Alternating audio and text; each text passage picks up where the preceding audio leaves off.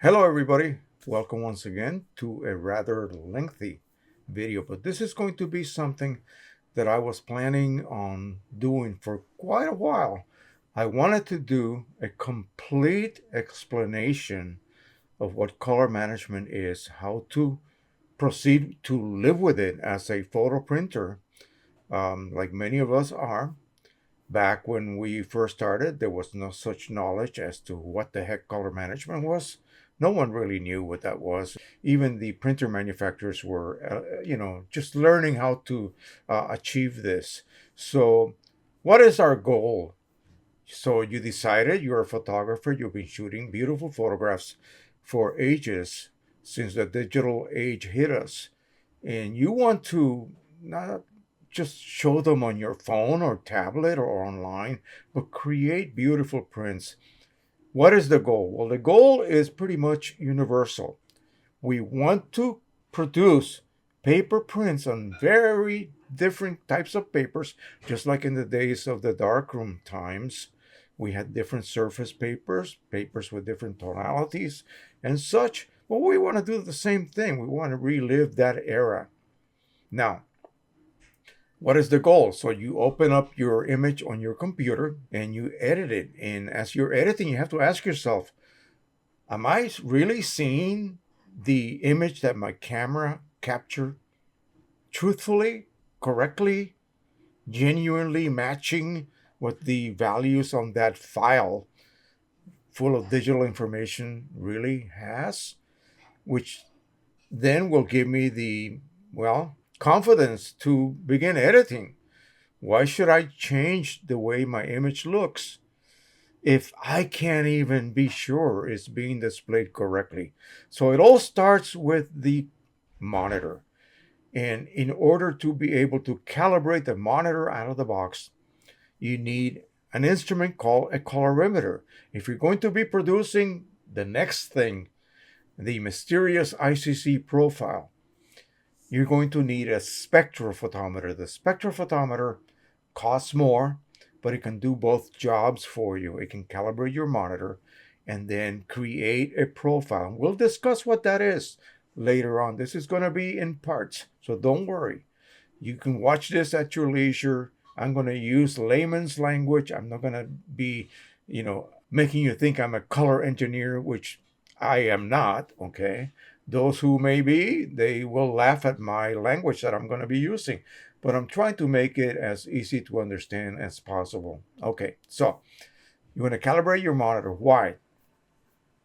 Out of the box, phones, tablets, computer monitors, all of this, they have or emit what is called blue light. And you've heard about how harmful that is to our vision. We are glued to our phones for hours, and that blue light is hitting us. There's even glasses that are being made today to block that blue light. For those of you who are constantly gaming for hours and hours on end, you need to protect yourself. Well, that blue light will cause you to edit your images a certain way. Out of the box, the monitor is not calibrated. It is actually set at a factory setting that will give you a very impressive look of whatever you're viewing. Okay? If you go to the big lot stores, Walmart and any computer shop, any of these stores that have lots of electronics in their department, you will see TVs that just makes your eyes hurt. Literally, it's so bright, so contrasty, and yeah, it's pretty impressive the way. And they will put these photographs and videos that are over saturated and more contrasty than they need to be just to impress you. Well, that is wrong. That is not the condition we want our monitor to be, to give us the ability to edit and trust what we are editing. So, what does the colorimeter, and I'll show you what that looks like. I'll disconnect the one that I have here. We don't need it at this moment. This is a high-end X-Rite i1 Pro 2. This is a calibration. Let me pop this off. You see that little white disc? That is to calibrate the unit before you use it. Well, we'll get into that later. Don't worry. Okay. So you need one of those, or just a colorimeter for your monitor. Let's just say you don't want to make ICC profiles. And again, don't ask what that is yet. So that gets hung on top of your monitor. The sensor will be basically kissing the surface of your monitor. You've already calibrated it and you put it there. What are we calibrating this for? Okay, that disc, that ceramic disc, is a certain shade of white, pure. The beam that is projected onto that pure white ceramic disc will read it, bounce back, and say, oh, that's not quite right. I am actually seeing a tiny bit of yellow or a tiny bit of blue. And so the calibration software will adjust for that. So now the light bounces back and says, oh, now I'm seeing a perfect white. Good, I'm ready to go. So you hang it on your monitor. And then the software will generate all kinds of colors, RGB, yellow, magenta, cyan, and everything in between. And it will begin to read those shots that your screen will be generating. And it will determine if what I am seeing, by I mean I am now the colorimeter, I am seeing red, but it's not quite right. In fact, all the way from the darkest, almost black red, all the way to the white, is sort of like an arc. It's not linear.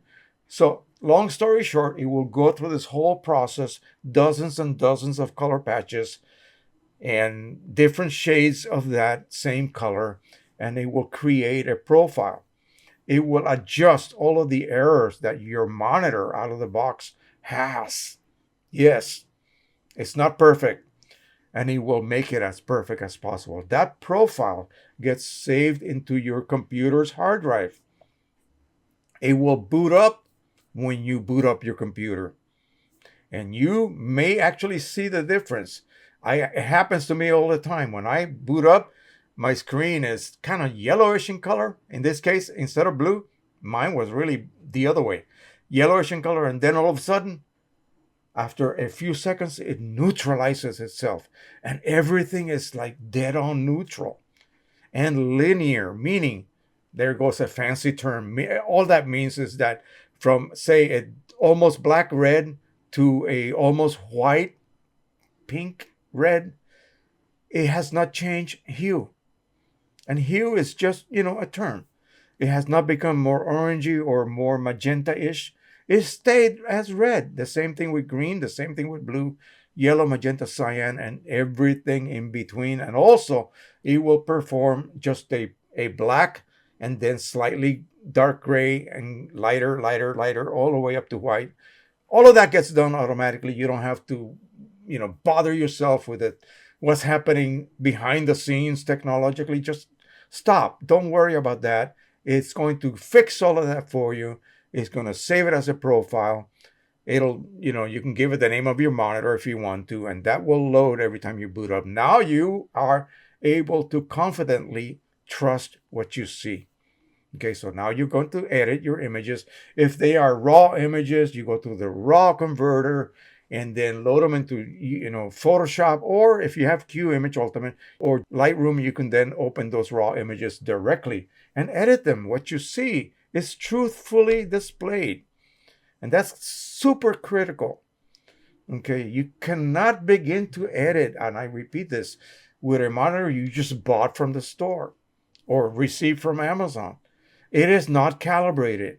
It has to be calibrated. So the first thing, besides buying a good printer, is to buy a colorimeter or a spectrophotometer, and they will range in price. In the second half of this, I'm going to tell you how to save a ton, and I do mean a ton of money. And the process of creating a profile, as I am going to describe it, will seem like night and day. From super involved, difficult, to I can't believe this is so easy. Why didn't anybody think of this before? Okay, just hang in there. You will love what I am going to show you. All right, so then the next thing is you're going to edit this image. You're going to possibly save it or save it as a copy. I recommend you do that. And then you're going to print it. One of the most popular printers now is the Epson EcoTank 8550. The reason for that is that it uses tanks built into the printer to print. It does not use cartridges that you have to constantly change for a lot of money per cartridge. Each one of those tanks holds 70 ml of ink, and that 70 ml of ink will cost you average about $19 per bottle. You pay more for a cartridge with, say, 15 milliliters of ink.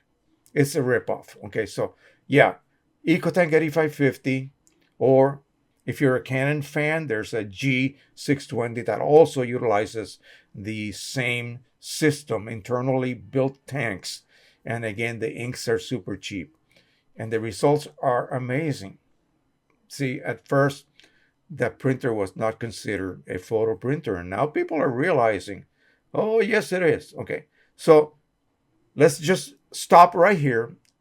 What is our goal when we print our photographs? Well, I'm going to show you a series of images here, actually prints.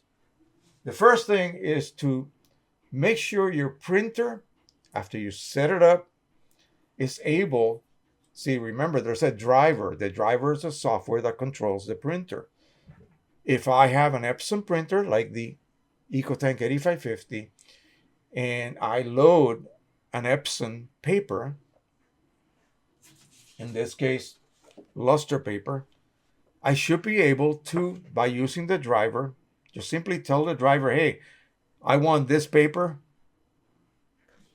luster, to be printed on. I'm going to use a control image, and I'll discuss that later as well. And I want you to reproduce it so that it matches my monitor. So I tell the driver, hey, I'm printing with ProLuster, and I want you to control color, and I'm going to use a mode called ICM. So you go into the color management tab of your driver. It'll be different with every other printer out there. You go into the color management tab, look for the modes that show you what choices you have, and choose ICM. What happens is when you installed that driver, it installed all of the Epson ICC profiles for papers from Epson that the printer has been calibrated for. Let's just say we want this printer to be able to use this list of papers. We're going to load those names onto the drop-down menu, and we're also going to install the corresponding ICC profiles. ICC means International Color Consortium. It's a group, a global group that controls color. When you go to the Home Depot and you take a sample of a color you want to duplicate in paint, they put it under a spectrophotometer.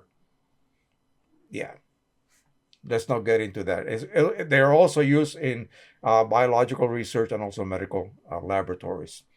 All right. If you're interested, I'll describe how those are used in a medical lab. But anyway, so I load this image. I tell the application, let the driver control color, and I choose ICM. Of course, I choose ProLuster. If it's a glossy, I will choose the matching glossy paper. It has to be a paper for a Canon printer or a paper for an Epson printer.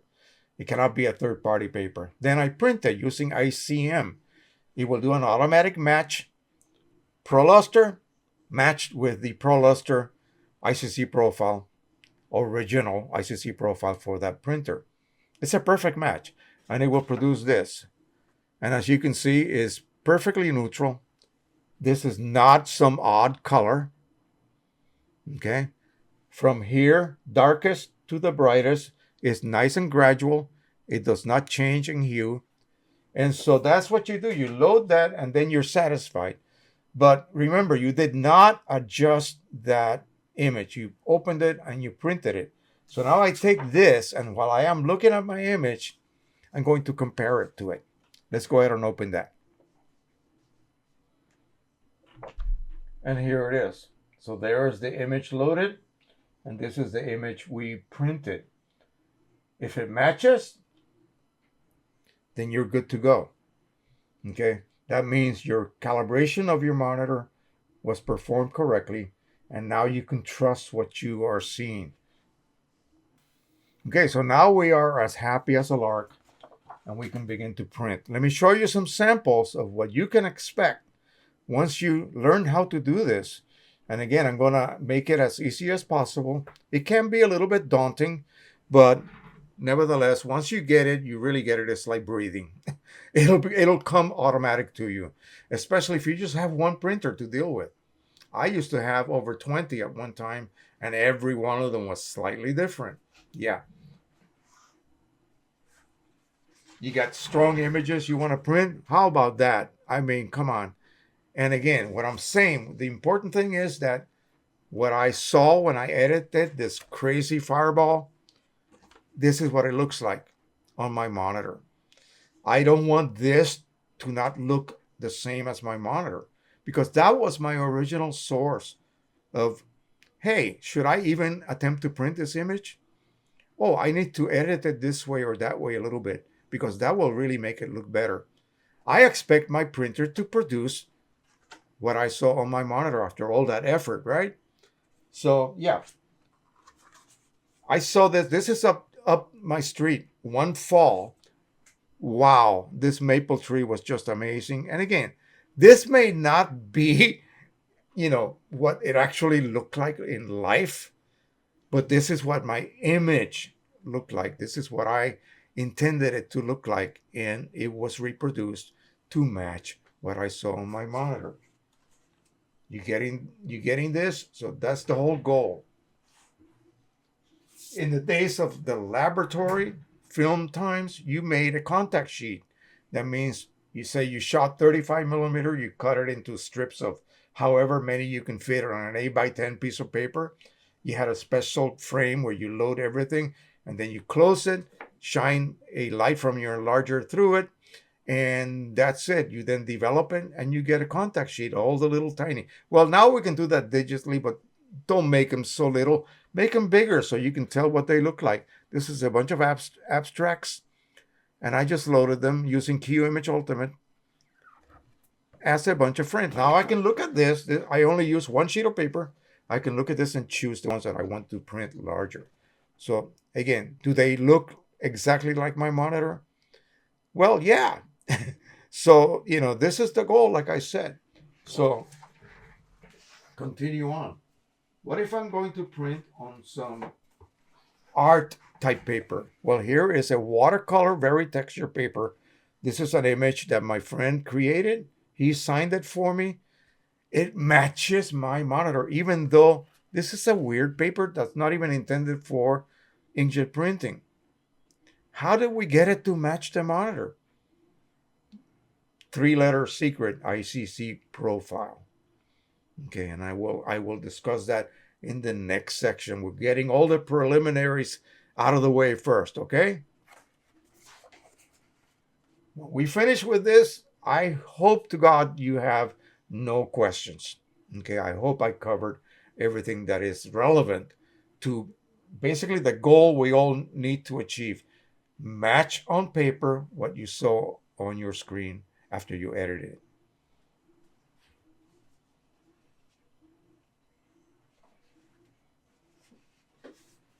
A piece of abstract art generated on watercolor paper. It looks like my monitor. I don't want it to look more saturated. I don't want it to look less. I don't want it to look a little bit warmer. I don't want it to look cooler. I want it to match. All of those things I can assign to that image as I edit it, not afterwards. Okay, I don't want to have to, oh, this came out a little yellow. Let me cool it down on my monitor. No, it has to match. And the way to get it to match is by calibrating your monitor. Glamour photography. A friend of mine from Australia used to produce these. She went from this to landscape and then she decided to travel the world. And I don't know where she is now, to tell you the truth. I just uploaded a video covering some of her work a little while ago. Again, it matches the monitor. Notice the colors are not super intense. That's what the original image looks like. Okay. In other words, let's just make it simple. If I put 1, 2, 3, I don't want to get 2, 3, 4. I want to get 1, 2, 3 on my paper. I have 1, 2, 3 on my monitor. I want to get 1, 2, 3 on my paper, not 3, 4, 5 or 0, 1, 2. You see what I mean? It has to match. This is a bit of my work. Again, you see that? Look at the water. It's foggy down there. It looks, it's nothing is enhanced. It was a cloudy day. And this little mermaid girl here really helped out to make it something to look at. In other words, otherwise it's just a shot of water. But again, it matches. I'm getting monotonous here. It matches my monitor. Art on canvas. This is canvas. Look at that. This glows. The original image glowed. And that's how it was reproduced. I did not lose anything. I did not enhance what I had. This is what it printed like, and this is what my goal was, and I achieved it. But this is not photo paper. How did I ever get a perfect match like this? ICC profile. Neutral results. This is what we want. If I want a tone, I can apply a tone. If I want neutrality, and my monitor is correctly calibrated, then I should be able to see that, and it should be displayed neutral. Now, I did add a tonality to this, as you can see.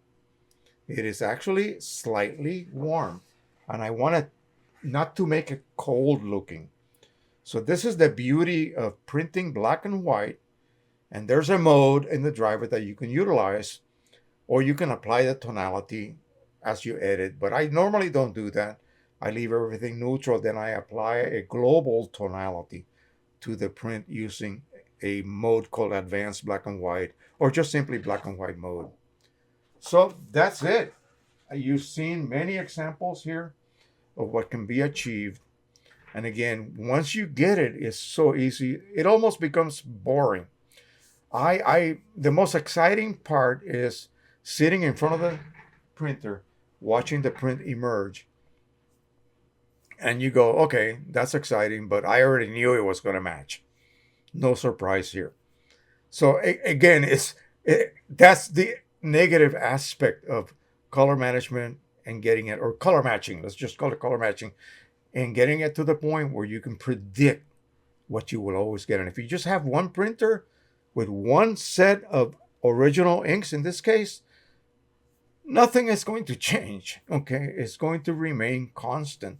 And the beauty and the fun is to work on images that excite you, and you edit them to your liking, to your preference, and it's going to be reproduced like you see on your monitor. Otherwise, you see, what's the point? If I make a recipe of something, food, and someone else prepared it, and then I try to prepare it, and somehow I didn't do it quite right, my flavors don't match the flavors that I fell in love with, okay, that means I did not calibrate the recipe when I was making it.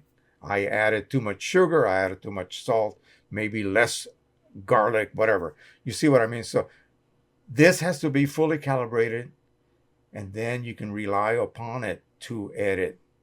Okay, because now why should I edit? The reason I'm editing is because I may not like, or I may not be satisfied with the way that the original raw image is being displayed. So I enhance this way, that way, up, down, left, right, diagonally, whatever. You know what I mean?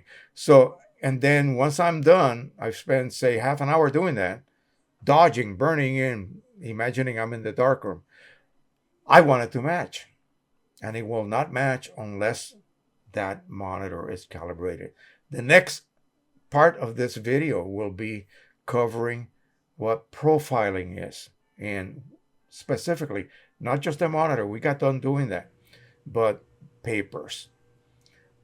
The profile will include the characteristics of the printer itself, characteristics of the paper, and of course the inks that you are using. In this case, we're using original ink. So that brings us to a basically a standard that we're going to stick with for actually for the rest of that printer's life. I will not be using any other ink other than OEM. So that's what it's taking into account. And I'll show you what it takes to produce a profile. And then I will show you what it takes for you to save a ton of money and still produce outstanding quality. So I hope you enjoyed this. We'll be back with the second part pretty soon. So hang in there. And of course, as always, don't forget to subscribe, share, and like. And until the next time, happy printing, accurate printing. Bye bye, everyone.